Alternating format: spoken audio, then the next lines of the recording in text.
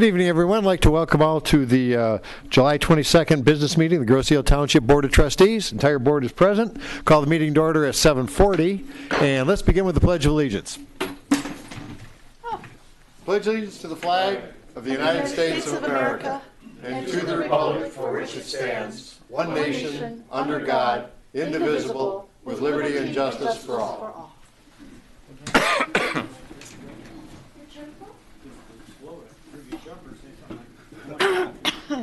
All right, we'll get this under control. Yeah.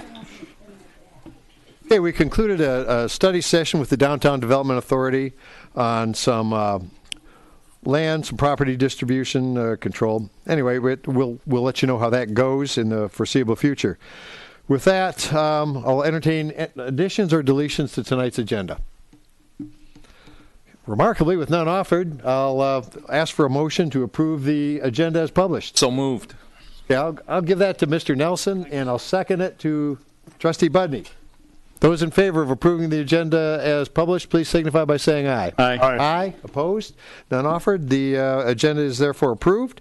We have no presentations. Open to public comment. We have one agenda item tonight. So any public comment on the adoption of the marijuana ordinance? All right. With none offered, we'll move into tonight's consent agenda. Mr. Treasurer. Thank you, Brian. I'd like to receive a motion to approve the consent agenda 19-029, which is the minutes of the July 8th, 2019 regular meeting. Check registers dated through July 19th, 2019. Appointment to the Recreation Commission and the Senior Alliance Multi-Year Plan 2020 to 2022 resolution. Support. Okay, moved by the Treasurer, seconded by Trustee Budney. Discussion among the board on the consent agenda.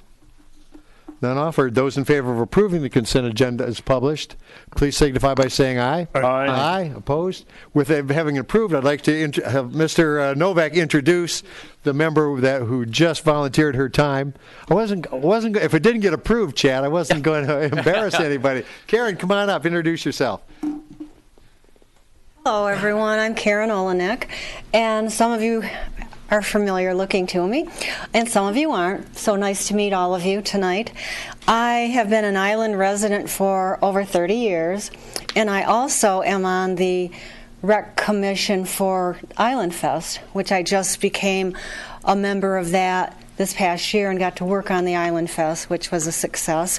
Then when I found out that this commission had an opening, I thought that I would be a good fit. And the reason being, one of the reasons was because I was going to be appointed to various aspects of the Centennial Farm, and I own a horse.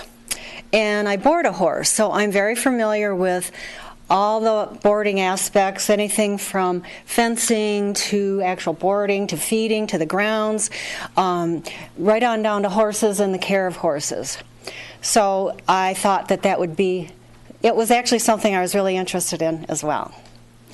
Good, but considering most of us on the board know very little about horses other than they're big and they eat a lot, we'll appreciate your expertise. Thank you. Brian, this was Kim's idea. Kim offered to do this. It's a great fit.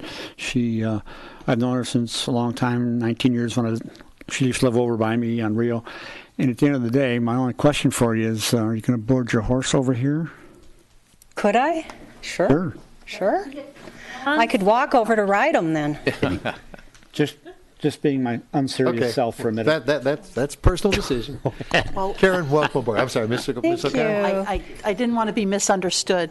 The Rec Commission's side to do with the horse farm mainly is to make sure we get a good deal on the lease, right? We get a good vendor in there who pays their bills. It's always a little complicated when members then also board their horses there. So, well, I know all about that as well. Welcome aboard the messy ship, right? It's always messy. If I may, I'd like to add that Dr. Woodward stepped down. Yeah. Go ahead, Chad. Dr. Helena Woodward stepped down a year ago, so this will be a good fit to. We've had that seat open, so we thought, wow, Karen would be amazing to get in there. And there's a lot more to it than just the horse. She knows all that too, so thank you. Good? Good. Any questions? Welcome aboard. Thank you all. Thanks, Karen. Welcome aboard.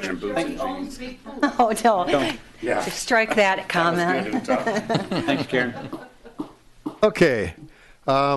Moving on, tonight's action items. I will introduce, we have one action item, and it's the readoption of the ordinance to prohibit marijuana business and establishments. So I move that the Grosse Ile Township Board of Trustees adopts ordinance 19-001, prohibition of recreational marijuana establishments. Second. Okay, moved by Supervisor, seconded by Trustee Bletcher. Mr. Sorty, you want to give us some background on why? Obviously, those who remember, we attempted this once before. We had some technical issues. Right. Best description? Best way to describe this, I guess, is a belt and suspenders situation. We've been monitoring this situation with the state of Michigan. We want to make sure that we're meeting all the proper publication times. We went back and looked at it, and we decided that we'd put this back up in front of you again tonight, get it adopted, publish with the summary within the 30 days, and give the notice to the state. And like I said, belt and suspenders, make sure we've got it all tagged down. That's all. Any questions for Mr. Sorty? Which one? Give it to Madam Clerk. Well, I was also hoping you might explain to those people watching why we're doing this, what the goal is. So Thank you, Mr. there's an obligation to publish the ordinance within 30 days from its adoption. Typically that includes being published through a summary of the statute, through plain and simple me, with Brian, even though Brian bugging me. We weren't there on the 30 days, so we want to make sure we're readopting it, starting it fresh. We've had this discussion. Any other ordinance we would have published, put it in, got it in. It's done all the time. But this one, given the nature of what's involved with the ordinance, it's a cross-check that I've put in place to make sure that we're on pace with all the proper notices there from the state, and they're not going to come back to us and question anything.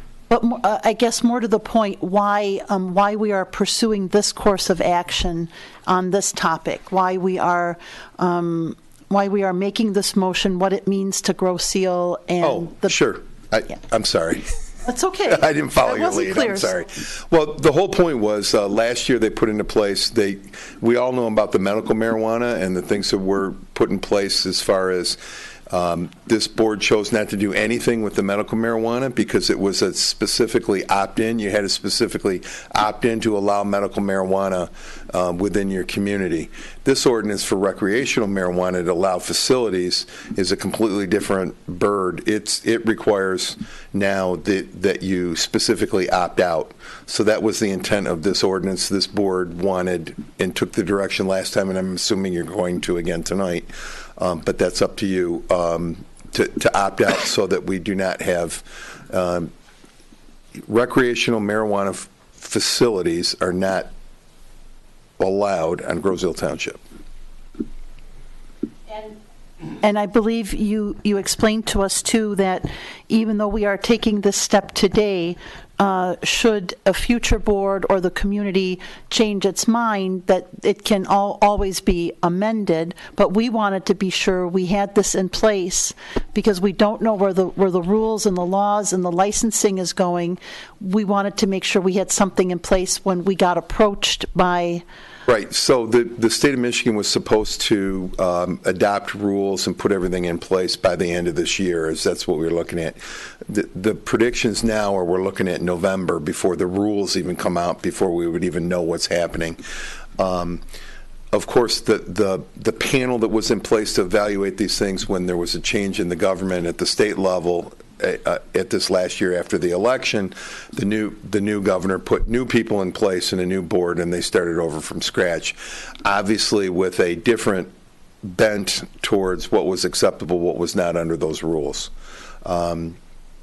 So this would not prohibit us, and the majority of the communities that opted out and are opting out are doing it for that specific purpose, knowing full well that you could always do it later on if it becomes something later on that a future board or somebody else, that the rules are very defined, that everybody feels comfortable with, that's something you could approach at a later point. This point right now, as you're saying, until we have any rules, until we know what's happening, right now we're saying no. Otherwise, if you don't, the state of Michigan will come in and say, you must accept this facility or that facility that we've just licensed. Before the rules are promulgated. Right. Again, that is a crapshoot. I'm not willing to take. Any other, Mr. Buddy? I just wanted to point out that the document that was given to us for the ordinance shows a year 2018. Make sure we change that. Yep. Yes, sorry.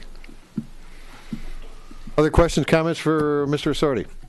This, Mr. Malvesto. how about, the growing the product? Right, so this would be for recreational facilities. So yeah, so the medical stuff we have not opted into. So nothing's permitted because we would have to establish regulations for. There's 5 different versions for grow operations, for dispensary operations, transporting, testing, and I'm drawing a blank. For the public, are we protected from growing facilities? Yes. Yep. This prohibits from growing facilities. Okay. Just want to be clear. For right now. Yes, I understand. Later on,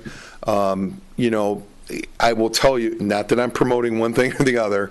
My job's to get you what you need, not my personal preference. But some of the communities are looking at the viability of if this thing continues to grow.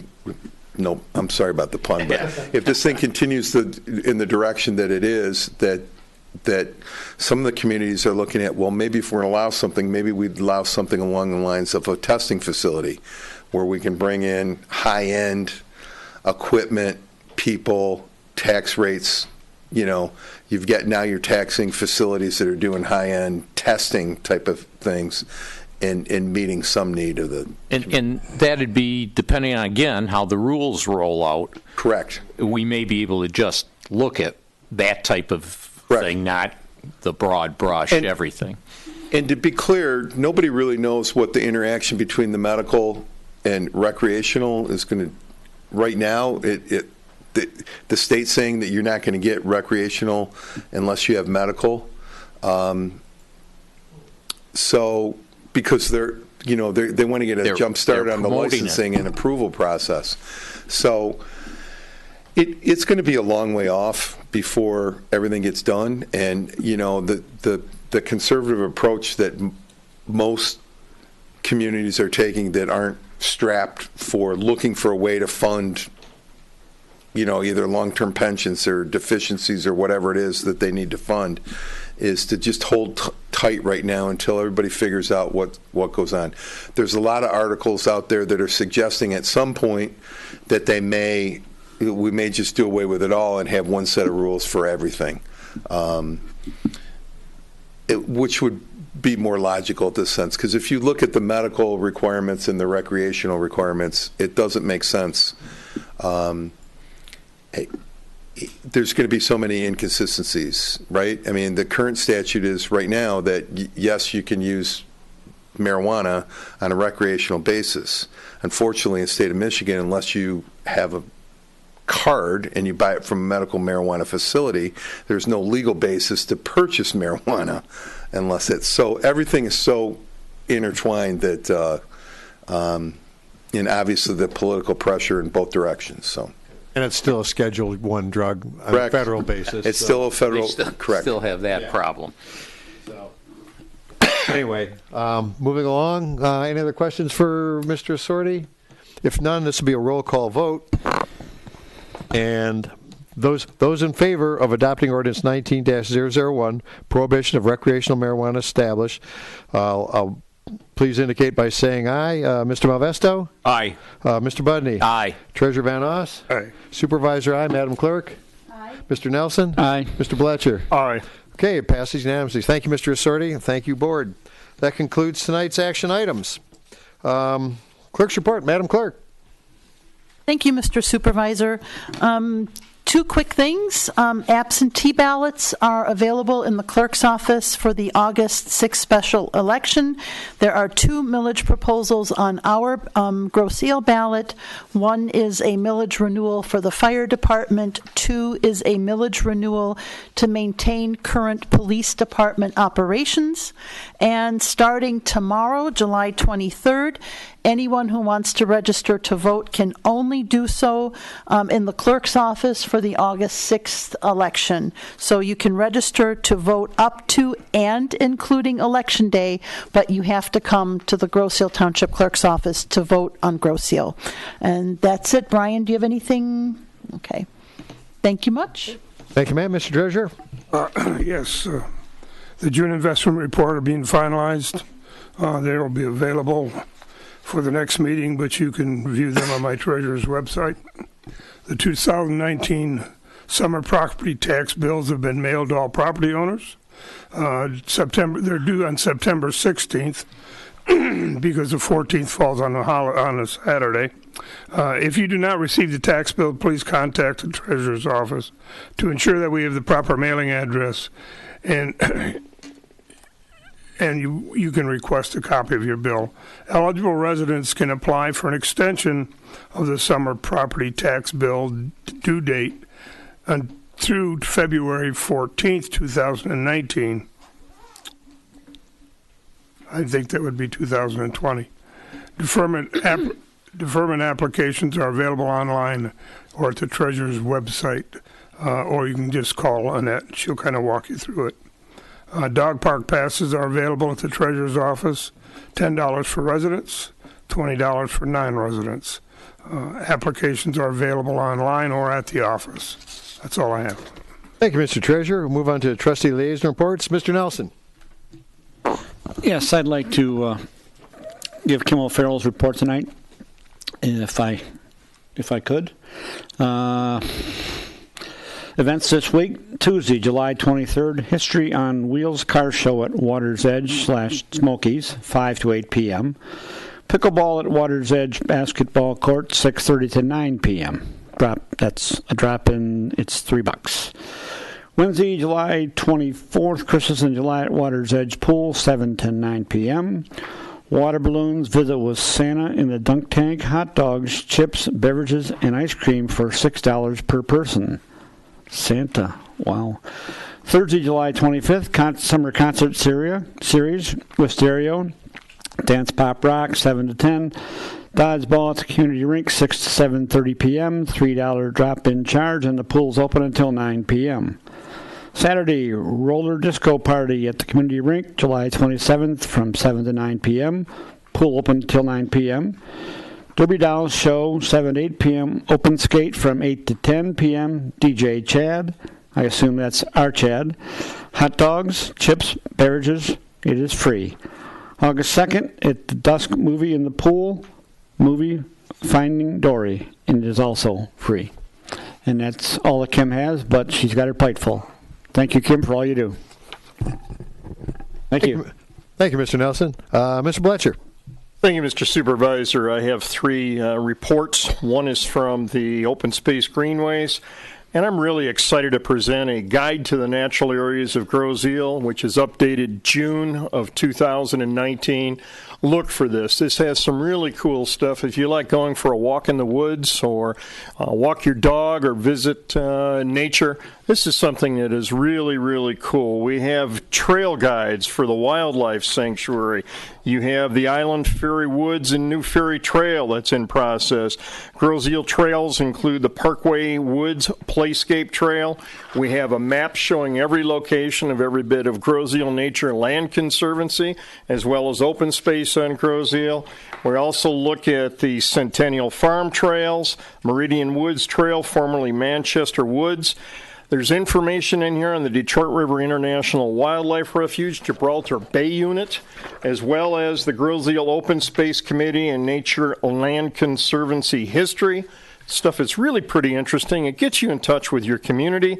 We also look at the state of Michigan-owned islands on Grosse Ile, including Stony Island. You'll notice, and you've noted the dike that has been built there by the Army Corps of Engineers. Similar is happening in Celeron Island. And we also have a good article in the Detroit River International Wildlife Refuge on Grosse Ile. This has been presented by the Grosse Ile Open Space Greenways Committee and the Grosse Ile Nature and Land Conservancy. They've done a great job to make this thing very accessible. We have these in the kiosk in Township, and you'll see them around the island at various other locations as the publication goes full force. Pick it up, take a look at it, read it, enjoy your open space and greenways, and thanks to the Nature and Land Conservancy for all of their terrific help on this. Second of all, I have a report from BPAC to indicate that work on the bike path bridge across from Meridian Elementary School is in full force and process. If you drive by there and take a quick glance, nothing more, just a quick glance, you'll see that a lot of the boards are being torn out and replaced, and that work is moving along nicely. It's anticipated that'll be done by Labor Day. Finally, I delivered a report last meeting on the statistics for the Grosse Ile Police Department. I'm not going to belabor that point tonight, but we have had a lot of storms. We have had a lot of wires come down. We have had damage. I'm sorry to report to the community that last night we had a tree come down on a branch over on near West River, south of Church. And as a result of that, a raccoon came over to investigate what was going on, and the raccoon was electrocuted. Unfortunately, neighbor's dog came over to see what was going on with the raccoon. The dog was electrocuted. And very close thereafter, the neighbor came over to retrieve his dog, and a neighbor intervened and said, "Please, don't go anywhere near that. You're next." And believe me and everyone out there, Duncan has talked about this. Stay away from downlines. Call the police, call the fire, 676-7100. Stay away from that. Nothing is worth getting electrocuted. And a presentation, Duncan, that you had several years ago, I remember, you don't even have to come in contact with the wire. You don't have to come in contact with the animal. You just have to be in the path of the current, which is the least amount of resistance. Thank goodness last night this neighbor had tennis shoes on. Don't recommend that as a precaution. Stay out of the area, but that probably made a difference as well. So I'd also like to take a time right now to thank the officers that were involved, the reserve officer that was there to maintain the property and secure the area from any further pedestrian traffic so that nobody else would be injured. But again, thanks to the fire and police for what they do. That concludes my report. Thank you, Mr. Bletcher. Mr. Budney. Thanks, Brian. Just a few things. No ZBA meeting, as usual. However, we do have our Q&A. We haven't had it for a while. We have a Q&A this Wednesday at 6 o'clock here in the boardroom. And I did want to, as did Brian, make the people of Grosse Ile aware. We've heard so much lately in the news about lead and copper in our water. Everybody received the annual report from our DPS department, and in it, of note, is on the lead and copper in our water. The action level is 15 parts per billion, and ours is 5.8, so we're well under anything there. And on the copper, it's 1.3 parts per million. Ours is 0.3. So our water is very, very good, and we have nothing to worry about. So drink away. That's it. Thank you, Mr. Buddy. Mr. Malvesto. I don't have anything to offer this evening. So, okay, with that, we'll move to anything else, Mr. Assorti, on an attorney's report? Mr. Ream, Township Manager. Thank you, Mr. Supervisor. I just want to report to the community.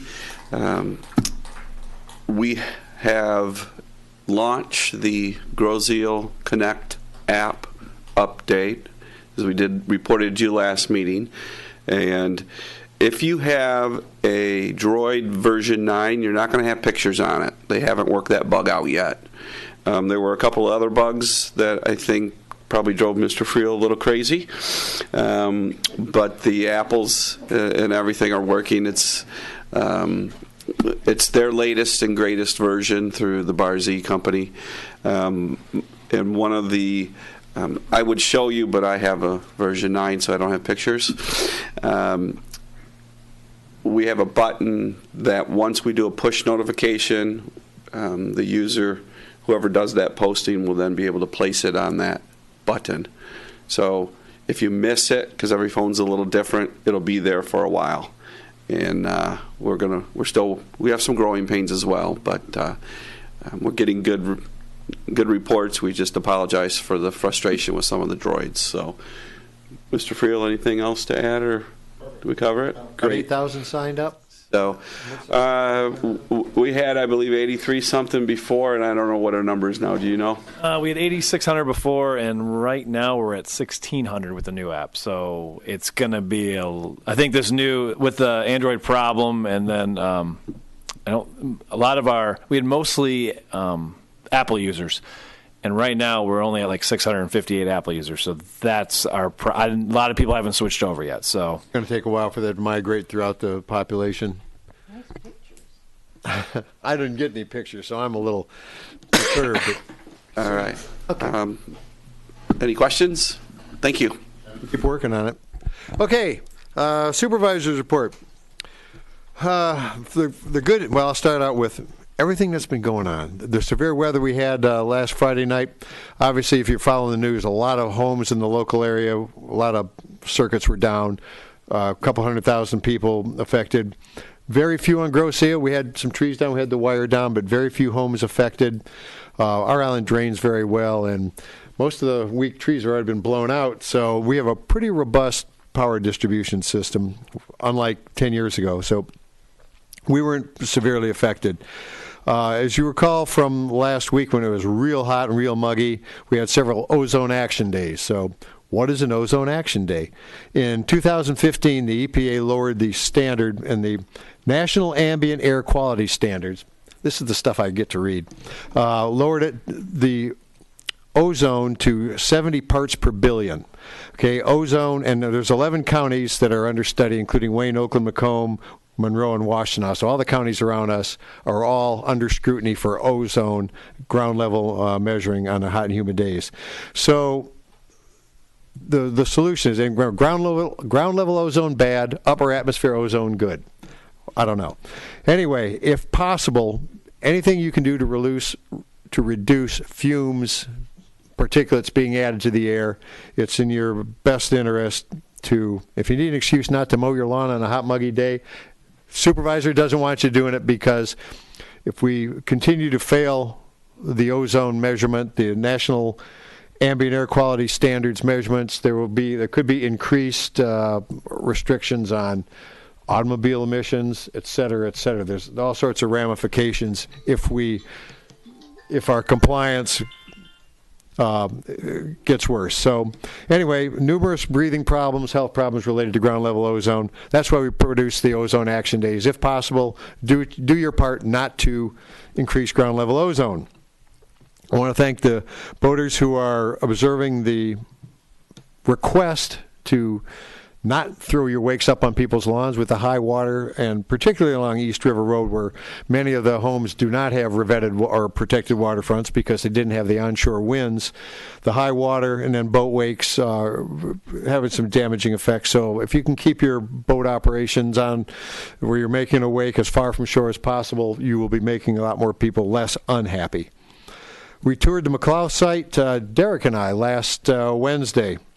And, of course, it was the hottest day of the week, and we were packed onto that little bitty school bus after it stopped raining to make it even more humid. But it was, to me, it was eye-opening to imagine how horrible that place was as an economic or environmental disaster, the amount of work that has gone in so far and the amount of work remaining. Fears of sheet water runoff, groundwater leaching, air pollution are, I think, grossly overstated. They seem to be doing everything possible to follow every rule from the EPA and the what used to be MDEQ, Eagle, the state oversight and federal oversight, to keep the cleanup as productive and as environmentally safe as possible. They've got a lot of work to do. It was just kind of overwhelming. It's a huge site, and to see what's actually going on, they've accomplished a lot more than you can see because the part of the shell is still standing up along Jefferson there across from Sibley Garden, but seaward of that, a lot has been removed, but they got a long way to go. So we're years into it. Well, let's see. Later that week, we met with Wayne County regarding the bridge repair status. 2 bids came in on the pier rebuilding repairs to the Grosse Ile Parkway Bridge. They were listed as non-responsive, which meant either they were too expensive or they didn't meet county standards or some combination of both. So those will be reviewed. Again, it's just generating more delays. The Meso Island Bridge, Chief Murdoch's favorite bridge, let's see, the plans were in. Actually, they were in the same day we were at the meeting. They go to bid now, and the bid should be open 1 September, and planning on possibly a late October, November repair on that bridge. They've got some of the infrastructure problems working out with power lines overhead and location of sewer water lines. I think all that's been pretty well squared away. So that will most likely go forward. We've posted or warned you, or attempted to warn everyone of again, another bridge inspection closure on the Grosse Ile Parkway Bridge, August 23rd through August 26th, from 9 to 3 each day. There'll be inspections going on. It'll involve the reach all to get underneath and inspect. This is to inspect the condition of the steel structure, what will have to be replaced, repaired, painted, and whatever, and also the overhead. So plan on it being closed that week. We'll keep pushing that information out to you. Hopefully the push notifications will keep working, but we'll get that information out to you. We will be working with Riverview to have the traffic lights on both ends of the toll bridge working to keep traffic flowing with some semblance of normalcy. But please, folks, plan ahead. And we'll keep pushing this information out August 23rd through August 26th, 9 to 3 each day. Sometimes they finish earlier, but they shut the bridge down right at 9 o'clock. Plan your day around that, and we'll keep you advised of the status, but it's coming up. Okay, later that same day, our Congresswoman Debbie Dingell hosted a grade separation forum. This has been going on, I've been in office 10 years, so it's been going on for 9.5, trying to get grade separations to relieve the increased traffic closures due to the railroads. Most of the local municipalities were represented, along with MDOT, our Congresswoman, State Representative Darren Camilleri, State Senator Stephanie Chang, both present. We just received a resolution that Trenton passed, but the reality is this is under federal control. Every community, there were probably 8 grade separations being requested or mentioned that day. Pick a number, $10 to $40 million each. The money just isn't there. But my opinion, that and then work that around the state and around the country. Everybody wanting grade separations. That's in the hands of the federal government. They could return the authority to regulate the railroads to the states. They haven't. We did have a state statute until I think it was 2006. And if you want to look it up, it's CSX Transportation versus City of Plymouth, where the federal Sixth Circuit just said federal supremacy. So petition your congressmen, your senators, and I don't know. I don't see grade separations coming anytime soon. They're just so expensive. Plan ahead. Okay, island-wide, better stuff. Island-wide garage sale, 16th through 17th of August. Please register for that. Margie will get you on the map, and hopefully it'll be a busy weekend. Hazardous waste, I've got the flyer in here somewhere from Wayne County. It's August 10th. We'll make sure this is posted. Brian may have it posted already on the hazardous waste for August 10th. Location, it's 8 to 2. And the Westland Shopping Center, 35,000 Warren Road in Westland, behind the JCPenney store. Go early. It's a well-orchestrated machine, but it gets very busy. With the Conservancy Guide, the Water Quality Report, bridges. What have I missed, Dale? pretty much what's going on. Oh, Angela. Let me introduce, with me done talking, I will introduce our DDA director, Ms. Secocas. Angela. Thank you. I just wanted to take a quick few minutes and remind everyone on Macomb Street this Friday, July 26th, we have our second and last movie night of the summer. Back to the Future will be showing at 7 p.m. We will have Mirror Image playing, which if you don't know who Mirror Image is, they are a couple of twin seventh grade boys who play all around the community, and they grace us with their presence here because they live here in Grosse Ile. So they play great cover songs. It's a lot of fun. So they're going to come and open at 7 p.m. so everybody has an excuse to come down even sooner than dusk, and then they can shop and dine and hit Lloyd's and go get some ice cream at Tasty Freeze and check out the latest at the Pet and Garden Center at Ohana. Galindo's Taco Truck will be on hand that night, as well as Tin Can Coffee. And then on Sunday, July 28th, we have a fan favorite, Barry Van Engelen, will be playing at the Commons. The concert's on the Commons, so come on down for that. That starts at 7, the music, but at 6 o'clock, the market will be down there and open. So CSA pickups available, and they usually have some greens and some different vegetables that they have from their markets on Saturday. So that's all I have for the DDA. Thank you. Angela, I'm going to have you wrap up my presentation because you always bring good news after the stuff I have to put out. So thank you, Angela. With that, move on to public comment. We have a lot of people. I'm going to invite Mr. Sabat.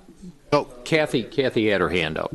Well, Kathy, Bill, and Mr. Sabat had their hands up. It was a Mrs. Walker, and they're defaulting to you. So, Mrs. Walker.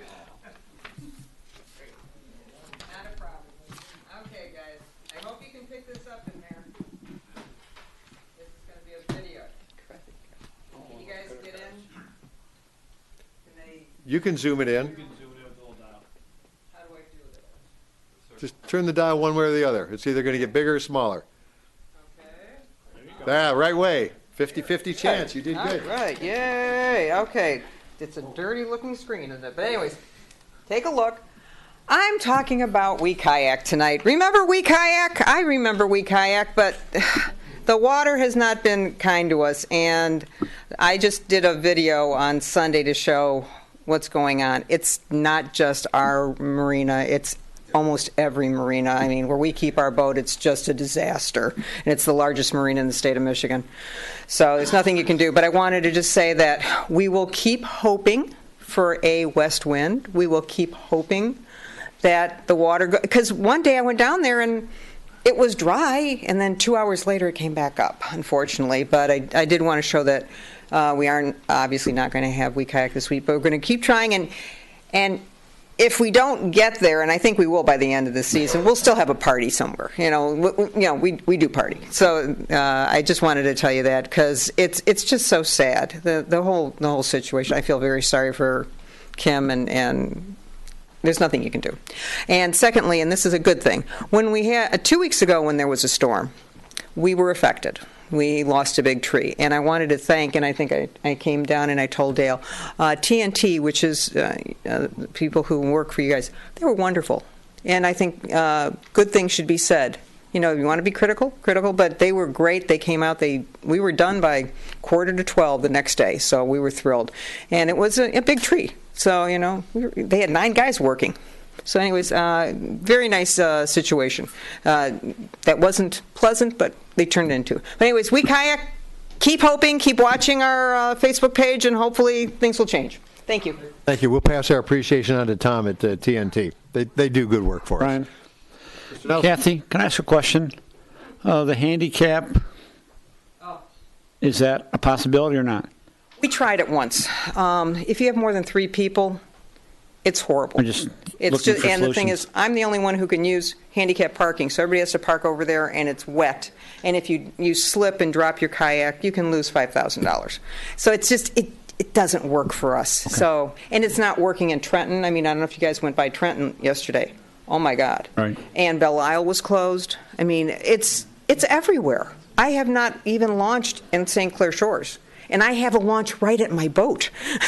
And I haven't even done it because I can just go right off the dock, right into the water. I don't need a launch. So it's just not a good situation this year. Hopefully it'll change. Thank you. Thank you, Ms. Walker. Okay, who wants to be next? Mr. Heil.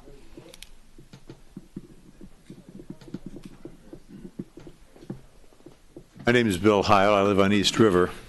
Before I start these comments, I'd like to go back to that bridge, the Miso Island Bridge. You were talking about it.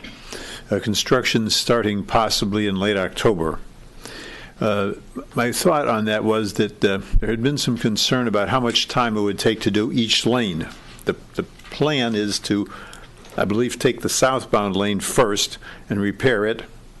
I'm not sure. That has But when you go from, well, the one that was in poorest condition was that side. It hasn't been determined Oh, yet. okay. One lane at a time is my point. Doesn't matter which. And the hope would be that the 2 lanes could be completed before winter weather shut down the possibility of construction. I'm basically asking if they think that that will be completed within 2019, or will we be facing winter weather with a 1-lane bridge? That's my question. Gosh, I don't remember. And to be determined. I don't remember the engineer saying one way or the other. Obviously, we share your concerns.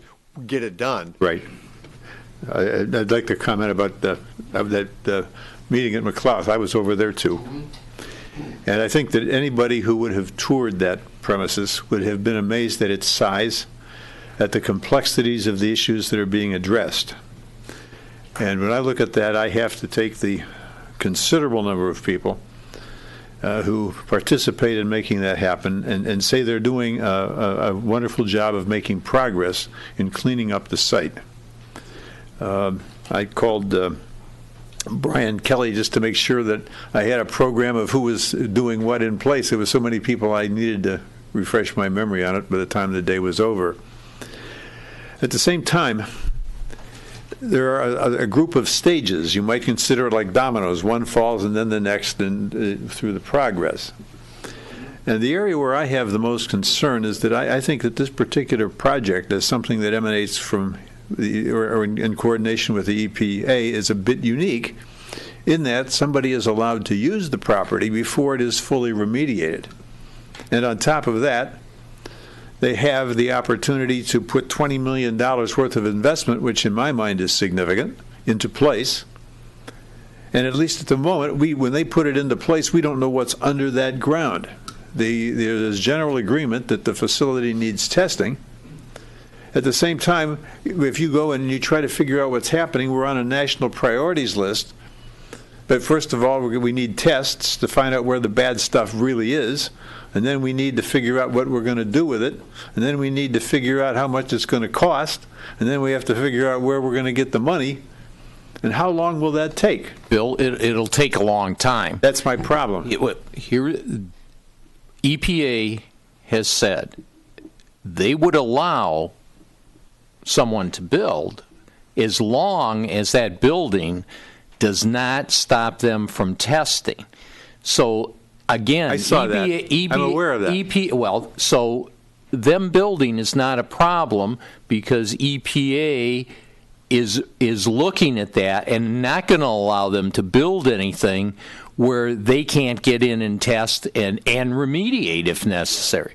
But so, how soon do they plan to test is my point. Well, it's now that it's on the list, that's the next step for EPA is to now test. That testing could take a year and a half. It could take that long. It's not gonna be a quick fix. That isn't my point. I understand what you're saying. I'm not here to argue with you. No. What I'm saying is that you can look on the one hand, and we have some people who had literally had the opportunity to purchase the property, and they had that finalized, and within 6 weeks they were wanting to change the zoning to industrial. And they're eager to get the land cleared, and that's commendable because that's necessary. But they want to make $1 on the place, and it's not ruled improper or illegal for them to do that. But for them to do that, they have to establish a facility that will make that happen.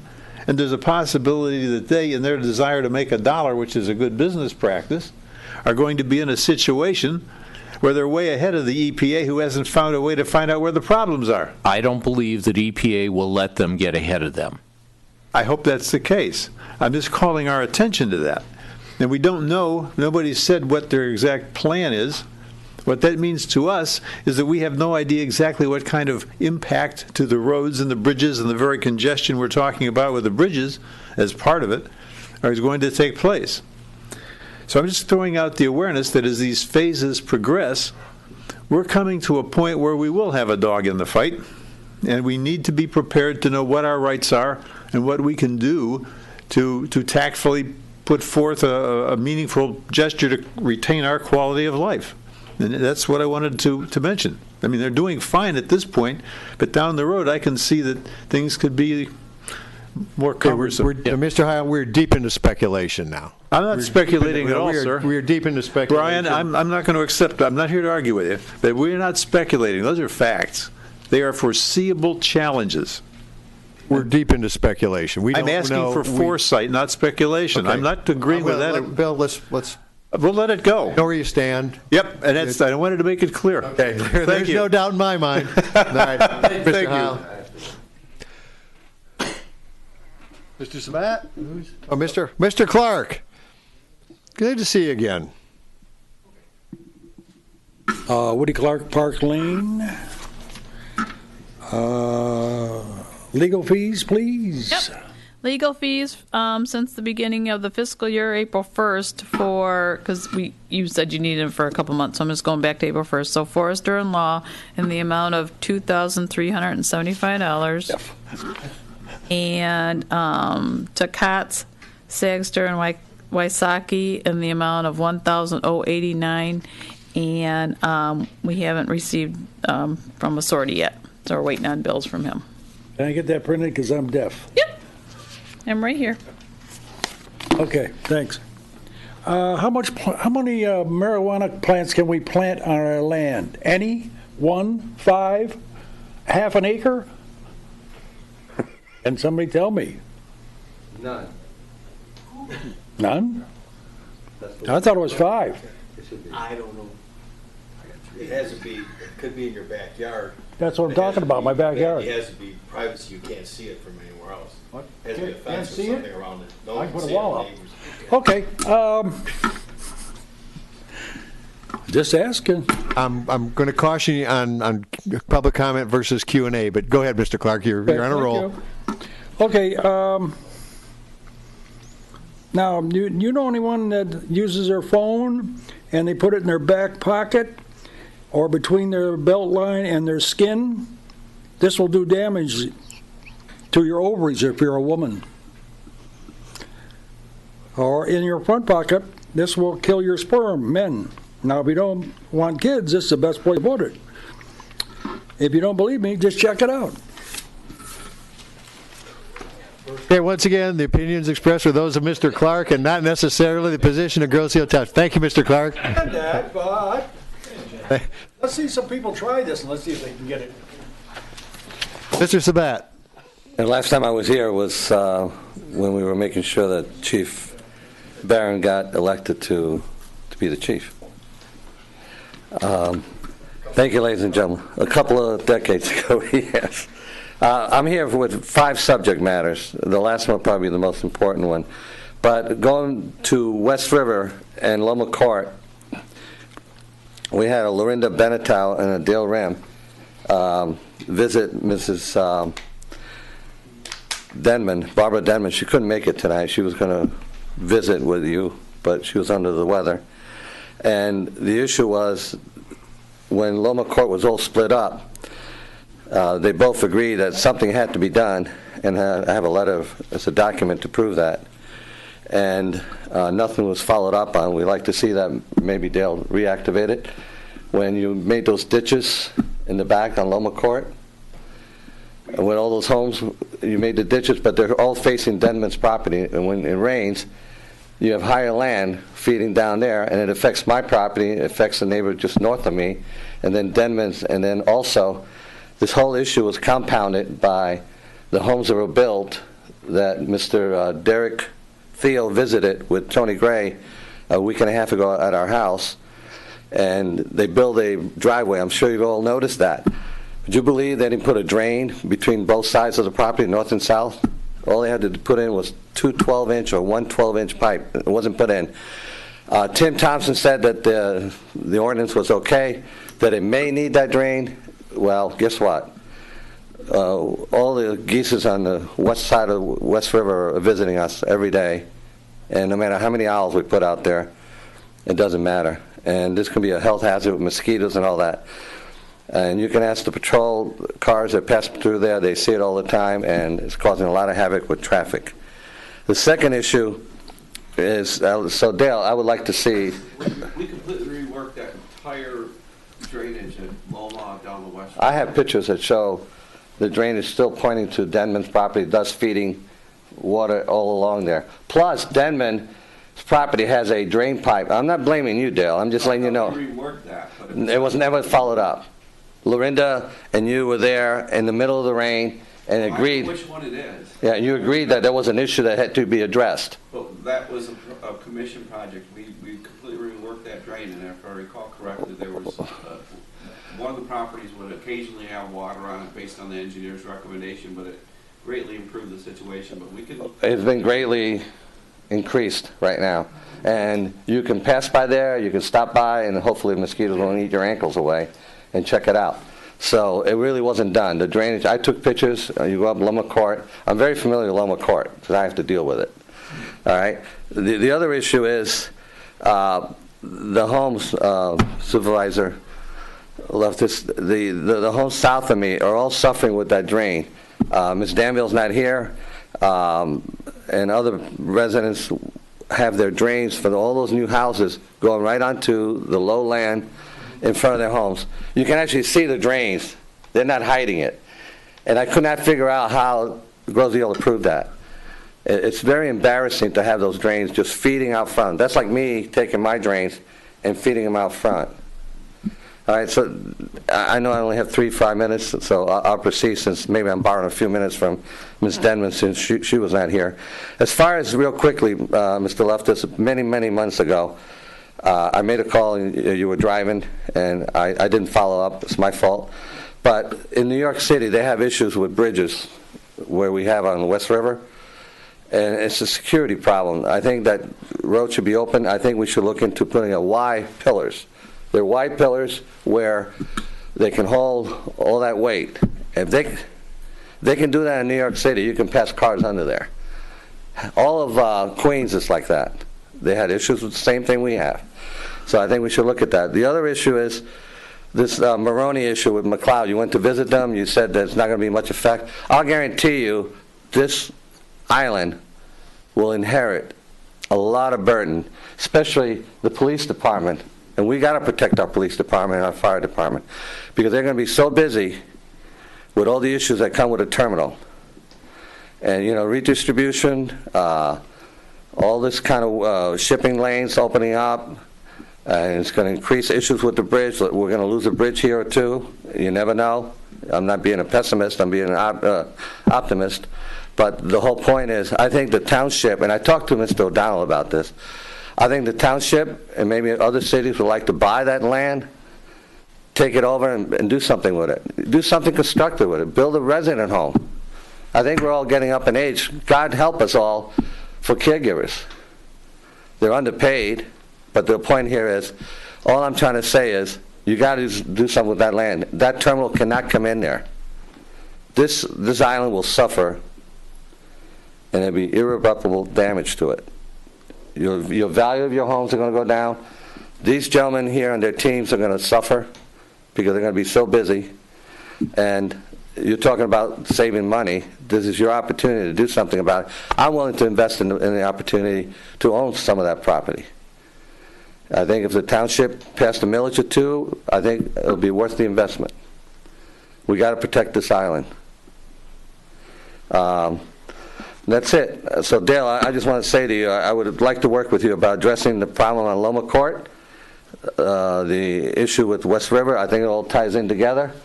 And I think we should plug out, every time we have high water, anywhere on the island, I think we should put those balloons that inflate and block those drain pipes that allow the water to come back onto your property. Do you think that's part of the problem, the high water and the rivers coming in? It compounds it. It compounds it. I'm now retired, so I can spend a lot of time with you showing you what around for half an hour. I've now become a support caregiver to my daughter, and my daughter can't even go outside now anymore because the mosquitoes are infested all over the place. So all I'm saying is I think we need to support this island. I think we need to support the island in a sense of survival to our next generation. And if we don't do anything about it with what's happening across the channel, shame on us. So I'm stepping up, and I'm willing to do something. So, Mr. Loftus, I would appreciate maybe you taking the initiative and do something about it. And one more comment. I've had departments tell me on the island, that's a Wayne County issue. I think Wayne County needs to hear from the township. Township needs to advocate for its citizens. So when we have an issue with Loma Court, with the ditches, I think you should engage the county to support you. So, that old Loma Court used to be called Black Road. It's now called Loma. I was involved in that because my property was part of that 7.5 acres. The family that owned it split up. The old Long family, remember the Long family? Right. So all I'm saying is, I think this is a golden opportunity for you, Mr. Brian Loftus, to do something for your citizens and support, because this is something that I think everybody will grab onto, and maybe you should talk to the other townships, and I will give you my time to support it and my money. Okay? All right. Thank you, Mr. Sabat. Other public comment? I see none. I move. Comments other than Other than that, no. Okay, moved by Trustee Budney, seconded by Treasurer Van Oss. Those in favor of adjourning tonight's meeting, please signify by saying aye. Aye. Opposed? None offered. I'll call the meeting adjourned at 8:36. Thanks, everyone, for contributing tonight. Have a great rest of your summer.